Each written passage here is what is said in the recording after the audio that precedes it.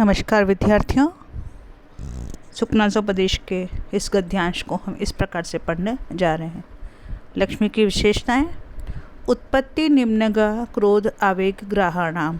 उत्पत्ति उत्पन्न करने वाली निम्नगा छोटी नदी है। किसे? क्रोध आवेग, क्रोध युक्त आवेगों वाले ग्रहाणाम मगरमच्छों के लिए। अर्थात क्रोध आवेग ग्रहाणाम, क्रोध आवेग रूपी मगरमच्छों को उत्पत्ति जन्म देने वाली निम्नगा छोटी नदी है। आपान भूमि विषय मधुनाम। आपान भूमि पीने की भूमि है, पानी की भूमि है, पीने का स्थान है। विषय मधुनाम सांसारिक विषयों से युक्त मदिरा को पीने के लिए मानो यह आपान भूमि मधुशाला है, शराब घर है। संगीतशाला भ्रू विकार नाट्यानाम। भ्रू विकार भौहों के विकारों को सिखाने वाले अभिनयों को, भौहों के विकारों के अभिनयों को या उनके नाट्यों को करने के लिए संगीतशाला है कि अर्थात वहाँ पे आप आराम से यह नाटक कर सकते हैं। आवास दरी रहने के लिए गुफा है। दोष रूपी आशी विष सांपों की रहने के लिए निवास की गुफा है। आवास दरी रहने की गुफा है। दोषीले या दोष रूपी विषाणाम विषैले नागों के रहने के लिए यह मानो कोई प्राचीन गुफा है। उत्पत्ति निम्नगा क्रोध आवेग ग्रहाणाम। क्रोध वेग ग्रहाणाम, क्रोध वेग रूपी मगरमच्छों को उत्पत्ति निम्नगा जन्म देने वाली छोटी नदी है। विषय मधुनाम सांसारिक विषय रूपी शराब को पीने के लिए मानो आपान भूमि पानशाला है, पानी की भूमि है। भ्रू विकार नाट्यनाम भौहों की कुटिलता, भौहों का नाट्य आदि को सिखाने के लिए मानो संगीतशाला है। दोष आशी विषाणाम दोष रूपी आशी विषाणाम विषैले नागों के रहने के लिए मानो आवासदरी रहने की गुफा है। उत्सारण वेत्रलता सत्पुरुष व्यवहाराणाम। उत्सारण भगाने के लिए वेत्रलता बैत की डंडी है, छड़ी है। किसको भगाने के लिए? सत्य पुरुष व्यवहाराणाम सज्जनों द्वारा किए जाने वाले व्यवहार को।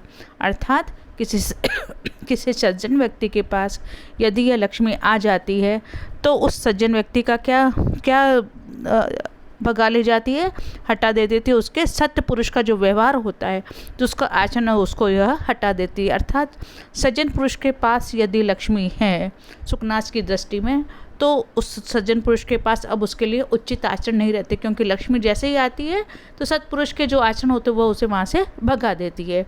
तो सत्य पुरुष व्यवहाराणाम सज्जनों के द्वारा किए जाने वाले आचरणों को उत्सारण हटाने के लिए वैत्रलता बैत की मानो छड़ी है, उसे वह डंडे मार मार के भगा देती है।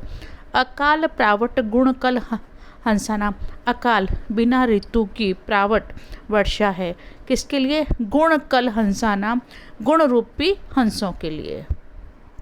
संस्कृत साहित्य में कहा जाता है या प्रकृति भी कहती है कि जैसे हम राजस्थान में या और कहीं नदी के किनारे हम देखते हैं कि प्रवासी पक्षी आए हुए हैं, उसी प्रकार जो हंस है गुण कल हंसानाम। मैं हंसों की बात यहाँ पे करी विशेष रूप से। हंस जब दक्षिण भारत में कहीं होते हैं, वहाँ पे अगर मेघ आते हैं तो बादलों के आने से पहले या बरसात के आने से पहले हंस वहाँ से चले जाते हैं साफ पानी की ओर, क्योंकि हंसों के लिए कहा जाता है कि बारिश के गंदे पानी में वह नहीं रह पाते, तो वो वहाँ से हट जाते हैं। और अगर हंस सुरक्षित जगह पे है, साफ पानी की जगह पे है, और अगर वहाँ पे बारिश हो गई तो वह हंसों के लिए उचित नहीं रहता। उसी प्रकार किसी व्यक्ति के पास यदि अचानक से संपत्ति आ जाती है तो उसके गुणों का नाश हो जाता है। तो जिस प्रकार से बिना ऋतु की बरसात हंसों के लिए उचित नहीं रहती, उसी प्रकार लक्ष्मी जिसके पास है उस व्यक्ति के गुणों के लिए भी वह लक्ष्मी उचित नहीं रहती। तो अकाल प्रावट बिना ऋतु के होने वाली बरसात है किसके? मनुष्य के गुण रूपी हंसों के लिए।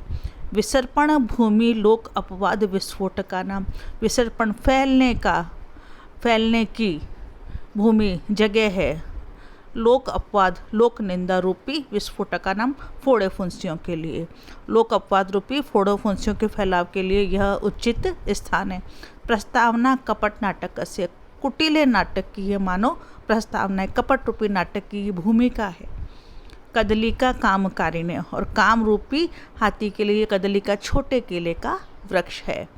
उत्सारण वेत्रलता हटाने के लिए बैत की छड़ी है क्या? सत्य पुरुष व्यवहाराणाम, सज्जनों द्वारा किए जाने वाले आचरणों को।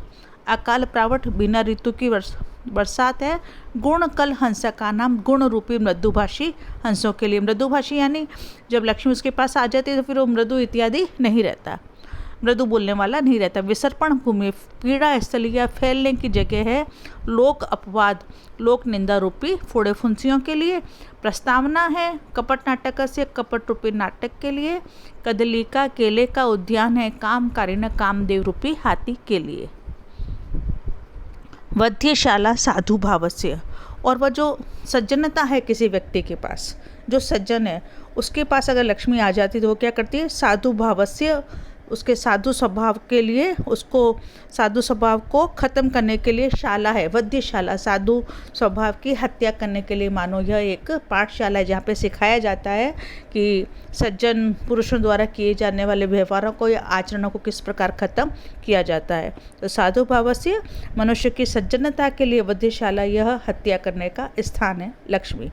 राहु जीवा धर्म इंदु मंडलस्य, राहु की जीभ के समान है। धर्म इंदु, धर्म रूपी चंद्रमंडल।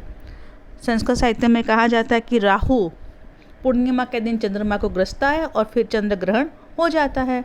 तो यहाँ पे कहा जाता है तो धर्म रूपी जो चंद्रमंडल है उसको ग्रसने के लिए लक्ष्मी किसके समान है? राहु की जीवा के समान है। जिस प्रकार से राहु चंद्रमा को ग्रसता है प्रति पूर्णिमा पर और वहाँ पर चंद्रग्रहण होता है, उसी प्रकार मनुष्य के जो धर्म है उस धर्म के साथ यदि लक्ष्मी आ जाती है तो ये लक्ष्मी उस धर्म को ग्रसने के लिए राहु की जीभ बन जाती है। न ही तम पश्यामि, नहीं तम ऐसे किसी को पश्यामि मैं देखता हूँ, जानता हूँ, समझता हूँ। यो जो ही निश्चित रूप से अपरिज्ञात, नहीं पहचानने वाली, अनया इस लक्ष्मी के द्वारा निभरम भली प्रकार से न उपगूढ़ आलिंगित नहीं किया गया हो। न ही तम पश्यामि, ऐसे किसी को मैं नहीं जानता। यो किसी मनुष्य को मैं नहीं जानता। यो जो ही इस अपरिज्ञात, नहीं समझने वाली, नहीं जानने वाली, अनया इस लक्ष्मी के द्वारा निर्भरम भली प्रकार से न उपगूढ़ आलिंगित नहीं किया गया हो। कि अर्थात सुखनाथ कह रहे हैं कि मैं ऐसे किसी व्यक्ति को नहीं जानता हूँ जो अपरिचित इस लक्ष्मी के द्वारा भली प्रकार से आलिंगित नहीं किया गया, मतलब अपरिचित और आपका आलिंगन कर रही है। या तो मैं ऐसे किसी को नहीं जानता हूँ किसी के पास लक्ष्मी नहीं आई हो। यो वा न विप्रलभ, अथवा न विप्रलब्ध, इसने किसी को धोखा नहीं दिया हो।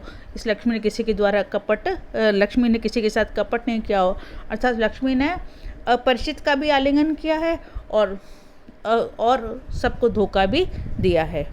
नियतम इयम आलेख्य गता अपि चलति, नियतम निश्चित रूप से इयम यह आलेख्य गता, आलेख्य के रूप में आने पर भी चलती, चल पड़ती है। इसे अगर हम लिख देते हैं तो भी ये चल देती है। पासबुक में अगर हम लिखा दें कि हमारे पास 10,000 रुपये हैं तो 10,000 रुपये लिखाने से 10,000 रुपये हमारे नहीं होते, क्योंकि धन की तो 3 ही गतियाँ हैं, या तो दान देते हैं या उसका भोग करते हैं या फिर उसका नाश हो जाता है। तो लक्ष्मी तो तीनों ही कारणों से हमारे पास नहीं रहती। तो नियतम निश्चित रूप से इयम यह लक्ष्मी आलेख्य गता अपि, लिखे दिए जाने पर भी चलती, चल ही पड़ती है, क्योंकि दान, भोग और नाश लक्ष्मी के 3 ही उपाय हैं, 3 ही तरह से लक्ष्मी की गति है। पुस्तकमयी अपि इंद्रजालम आचरति, पुस्तकमयी होने पर भी इंद्रजाल, जादू के समान चल ही पड़ती है। पुस्तक में लिख देंगे तो भी ये चल ही पड़ती है। उत्कीर्णा अपि विप्रलब्धते, खुदाई पत्थर पे भी लिखवा दो कि हमारे पास इतनी ज़मीन है, तो इतनी लक्ष्मी है, तो भी विप्रलब्ध ये धोखा ही दे जाती है। पत्थर पे लिखवाने के बाद भी कि अब तो वो नहीं मिटेगा, लेकिन पत्थर पे भी अगर हमने लिखवा दिया कि हमारे पास इतनी लक्ष्मी है तो भी वो वहाँ से धोखा दे जाती है। श्रोता अपि अभिसंधते, सुनने पर भी ये धोखा दे जाती है, सुनाई देने पर भी धोखा दे जाती है। चिंतिता अपि वंचती, और निरंतर अगर इसके बारे में चिंता करें तो भी वंचती, ये हमें ठग ही जाती है। तो शुभ भावों की वध्यशाला है। धर्म रूपी चंद्रमंडल के लिए ग्रास बनाने वाली राहु की जीभ है।